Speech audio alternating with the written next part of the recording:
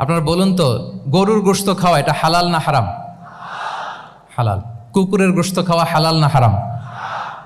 আচ্ছা, গরু বছরে বাচ্চা দেয় কয়টা? গাভী?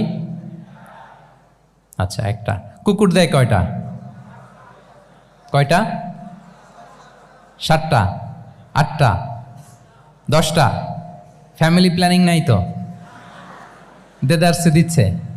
আচ্ছা, গরু হালাল, কুকুর হারাম। গরু বাচ্চা দেয় কয়টা? কুকুর দেদারসে দিচ্ছে।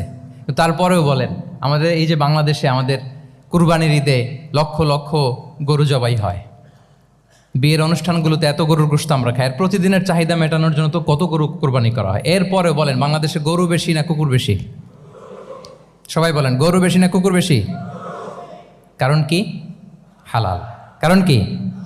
এই হালালে বরকত ঢুকিয়ে দিয়েছে কে? তাহলে if there is no concept of হালাল অ্যান্ড হারাম, there is no Islamic lifestyle.